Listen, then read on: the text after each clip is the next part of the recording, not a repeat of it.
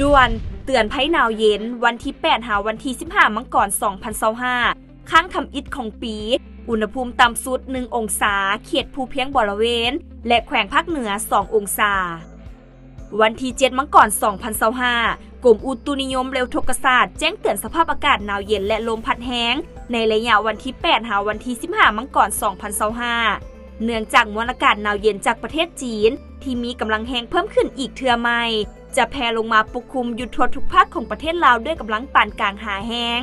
สมทบกับกระแสลมตะวันออกเฉียงเหนือที่มีกำลังแรงพัดปกคลุมซึ่งเจนให้อุณหภูมิอากาศเย็นลง 2-4 องศาอยู่ในแต่ละภาคและเจนให้มีฝนตกในระดับคอยและสภาพอากาศหนาวเย็นอยู่ทั่วไปในแต่ละภาคและจะหนาวเย็นหลายอยู่แขวงภาคเหนือลงหาภาคกลางและภาคใต้พร้อมจะมีลมพัดแรงอยู่บางท้องถิ่นในระยะวันที่8หาวันที่15มังกร2025นี้ภาคเหนืออากาศจะหนาวเย็นหาหนาวเย็นหลายพอมีหมอกบางปกคลุมอยู่ทั่วไปอยู่แขวงพงสาลีหัวพันเสียงขวางอุดมไซ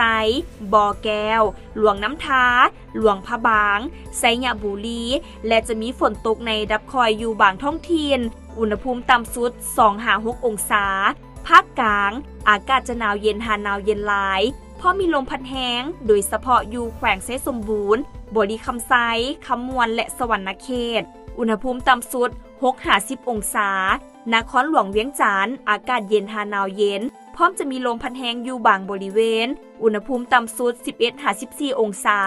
ภาคใต้อากาศเย็นหาหนาวเย็นหลายพอมีหมอกบางปกคลุมอยู่ทั่วไปในตอนเช้าและจะมีลมพัดแห้งอยู่บางท้องถิ่นแขวงจำปาสักอัตตปือและเซกองอุณหภูมิต่ำสุด 13-15 องศาเขตภูเพียงบริเวณอากาศจะหนาวเย็นหาหนาวเย็นหลายพอมีหมอกหนาปกคลุมอยู่บางบริเวณอุณหภูมิต่ำสุด 1-5 องศาดังนั้นจึงแจ้งเตือนถึงประชาชนบรรดาเผ่า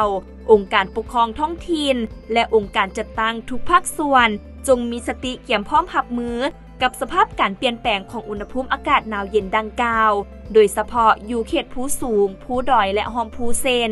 บรรดาแขวงภาคเหนือแขวงเซสมบูรณ์และภาคกลางและเขตภูเพียงบริเวณอากาศจะหนาวเย็นหลายซึ่งอาจจะมีผลกระทบต่อสุขภาพขอให้รักษาสุขภาพนุ่งห่มให้ห่างกายอบอุ่นอยู่เสมอพร้อมทั้งให้ติดตามข่าวพยากรณ์อากาศจากกรมอุตุนิยมและอุทกศาสตร์อย่างเป็นประจำ